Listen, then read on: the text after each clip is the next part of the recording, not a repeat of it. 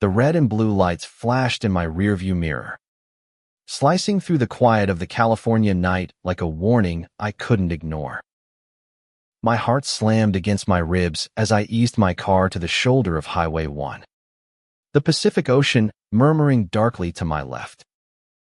I was nobody, just Jamie Carter. A 24-year-old barista with a beat-up sedan and a dream of something bigger, but tonight, those lights felt like they were chasing me. I fumbled with my license, my hands slick with sweat, as the officer's boots crunched on the gravel. The beam of his flashlight swept over me, pinning me like a moth under glass. "Evening," he said, his voice low, steady, but with an edge that made my stomach twist.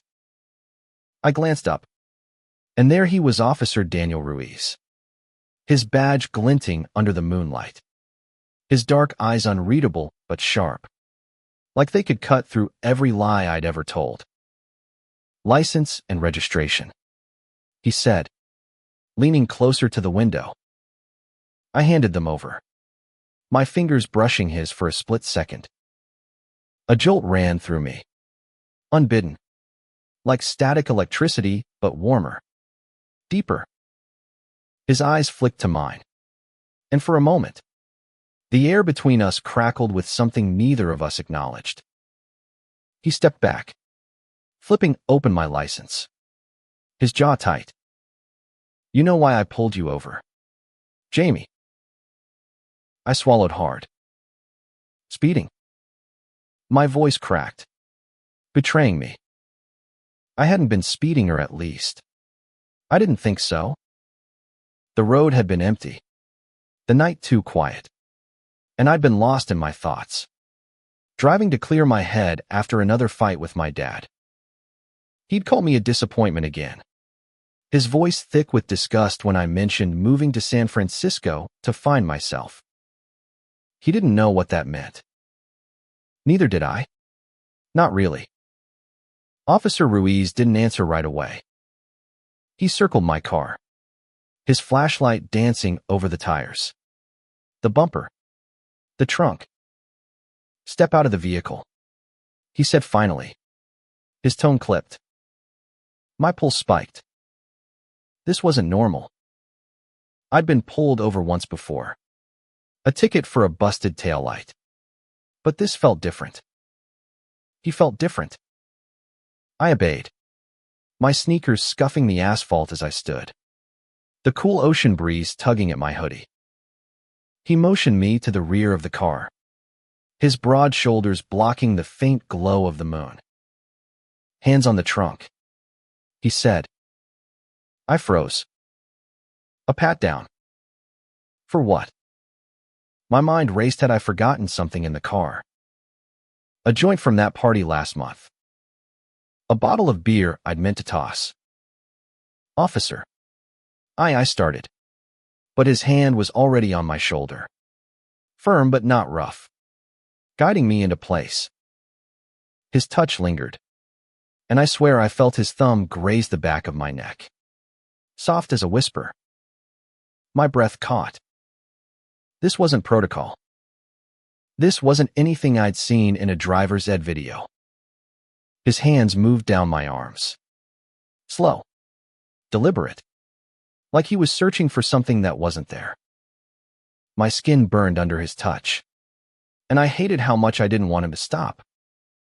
"You're nervous," he said, his voice closer now, his breath warm against my ear.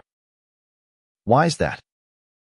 I turned my head slightly, just enough to see his face, strong jaw, faint stubble, eyes that held a storm I couldn't name. "I'm not hiding anything," I managed, but my voice was a traitor, trembling with something I didn't want to admit. He stepped back, his expression unreadable again. "Wait here," he said, and disappeared to his cruiser. I leaned against my car, heart pounding, the ocean's rhythm mocking my chaos. What was he doing? Running my plates? Calling for backup? Or was this something else entirely? I didn't know why. but I felt like I was standing on the edge of something bigger than a traffic stop. When he returned, his demeanor had shifted. Softer. Almost. "You're clean," he said, handing back my license. "But you're not from around here, are you? Monterey's a small town. I'd remember you." His words hung in the air, heavy with something unspoken.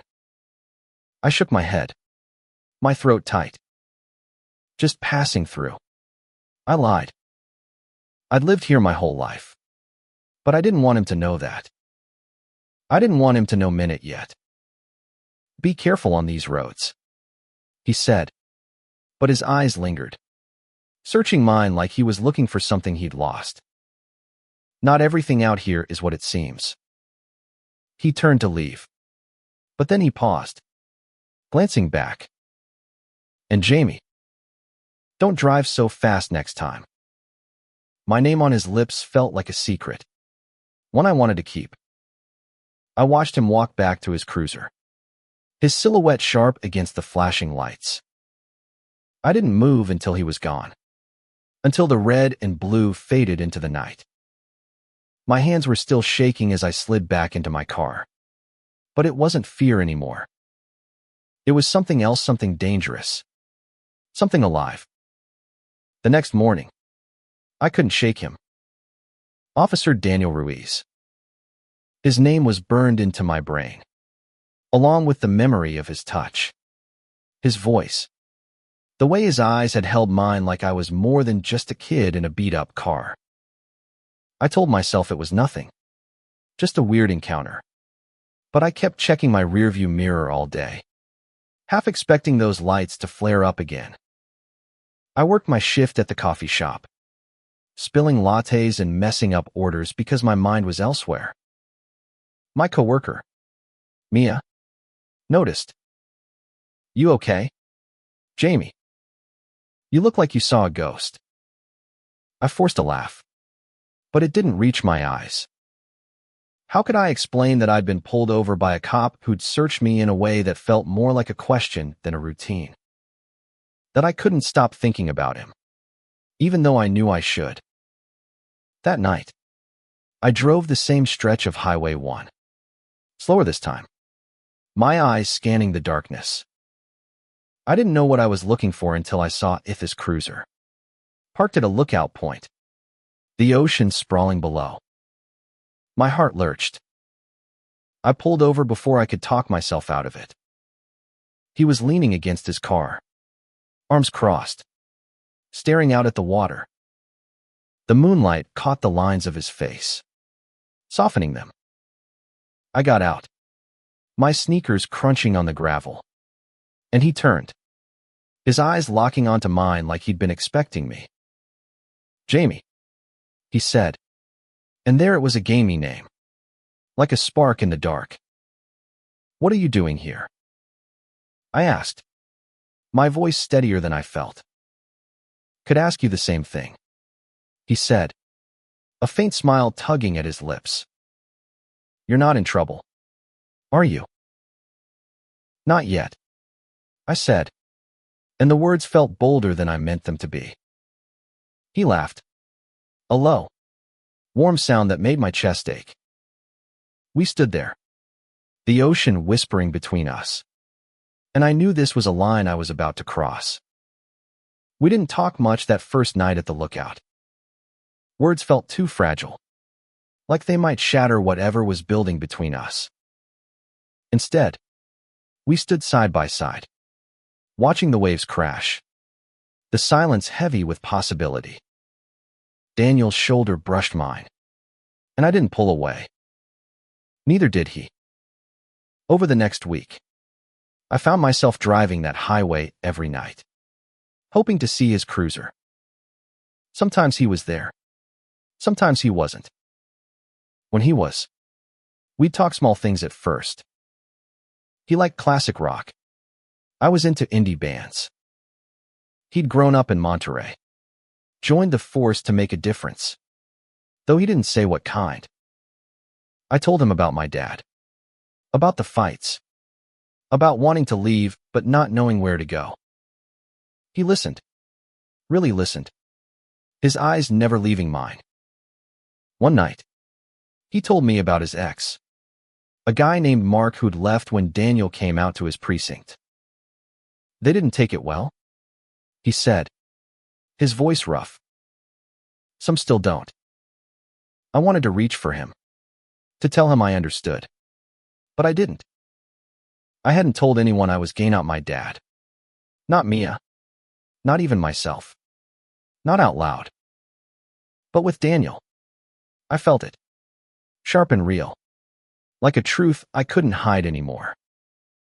The tension between us grew. Electric and undeniable. One night, he touched my hand. Just a graze of his fingers. And I felt like I was falling. Your trouble, Jamie, he said. But his smile said he didn't mind. I wanted to kiss him right there, under the stars. But a car passed, and he stepped back. The moment gone. Then came the night everything changed. I was driving home from the coffee shop. Late. When the red and blue lights flashed again. My heart leapt not with fear this time, but with something closer to hope. I pulled over. And there he was. Daniel. His face half shadowed, but his eyes bright. Out of the car, he said, but there was a playful edge to his voice. I obeyed, grinning despite myself. He didn't pat me down this time. Instead, he leaned against my car, close enough that I could smell his cologne, feel the heat of him. You keep showing up, he said. Why is that? You keep pulling me over. I shot back. He laughed. And then, before I could think, he kissed me. It was quick, fierce, like he'd been holding it back for weeks. My world tilted. The ocean and the highway and the lights all blurring into nothing but him. But it wasn't that simple. The next day, I saw him at the coffee shop, not in uniform. Just jeans and a t-shirt. But still every inch the cop.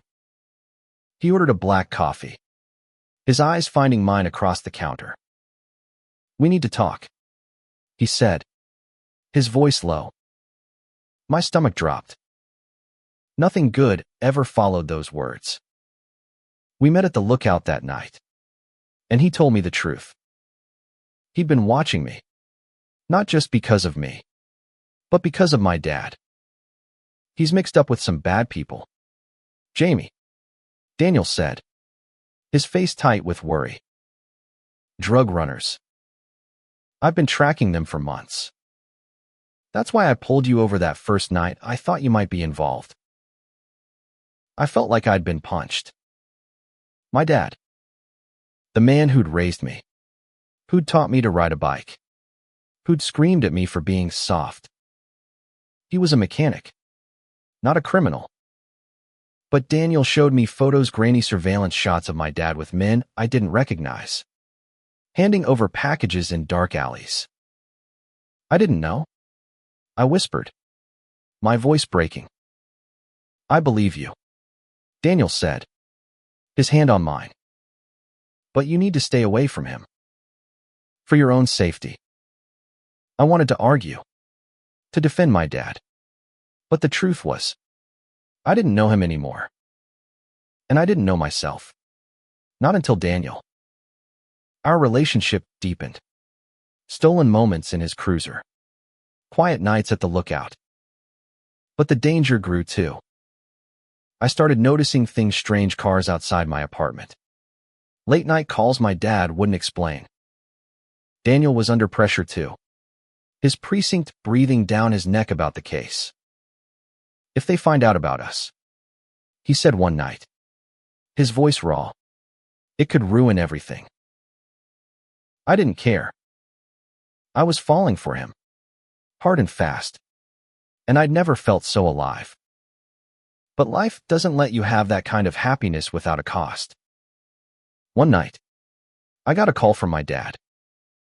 Meet me at the old warehouse on Fisherman's Wharf, he said, his voice tight. Now.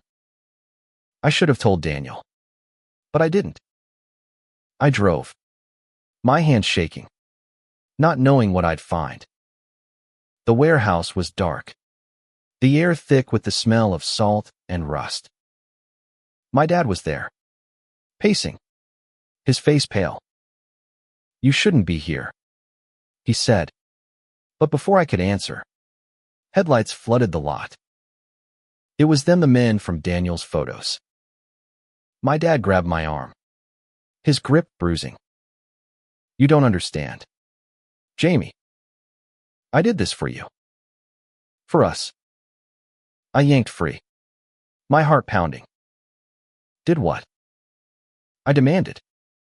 But the answer came in the form of a gun, glinting in one of the men's hands. The gun was pointed at my dad. Not me. But it didn't matter. Fear clawed at my chest, sharp and cold. Run. Jamie. My dad shouted. But my legs wouldn't move. The men, 3 of them, faces hard and shadowed, closed in, their voices low and menacing. I didn't know what my dad had done, but I knew this was bad. Really bad. Then I heard the wail of sirens, cutting through the night like a lifeline. Red and blue lights flooded the warehouse lot, and Daniel's cruiser screeched to a stop. He was out in seconds, gun drawn, his voice steady but fierce. Drop the weapon. Now. The men froze, but the one with the gun sneered, his finger twitching on the trigger. I don't know what made me do it. Maybe it was the look in Daniel's eyes, the fear he was trying to hide. I lunged, shoving my dad out of the line of fire just as the gun went off. The sound was deafening, a crack that echoed in my bones.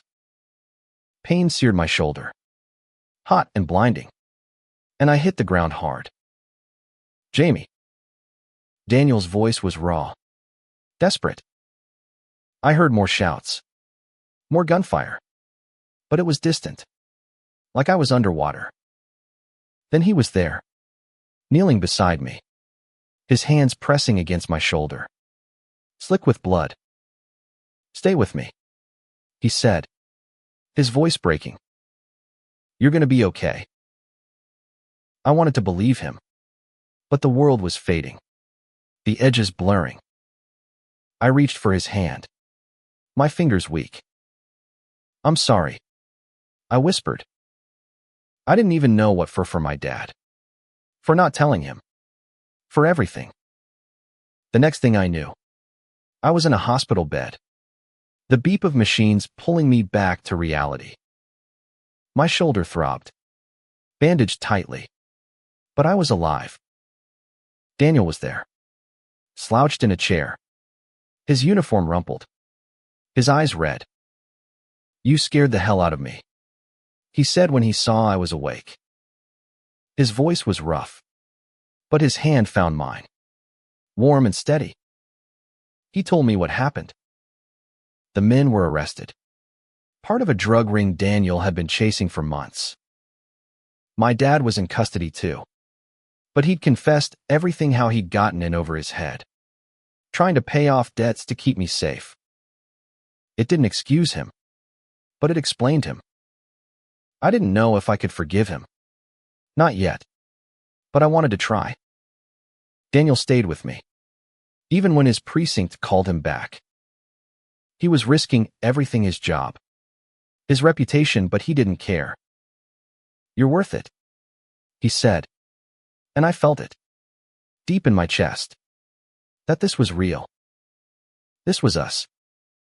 Recovery was slow, but Daniel was there for every step, bringing me coffee, sneaking me out to the lookout when I could walk again. One night, under the same stars where we'd first stood together, he kissed me, slow and sure, like a promise. I'm not going anywhere, he said. And for the first time, I believed in something bigger than myself. Months later, I moved to San Francisco, not to escape, but to start over. Daniel came with me, leaving the force to take a private security job. It wasn't easy as old colleagues didn't understand. And my dad's trial was still looming, but we faced it together. The highway, the lights. The night we met, it all felt like a lifetime ago. But it was the start of everything. We weren't perfect. We fought. We stumbled. But we loved fiercely, unapologetically. And in a world that tried to tell us who we could be, we chose each other. That was the protocol we followed, one written in trust, in courage, in the quiet moments when it was just us and the ocean, whispering our truth.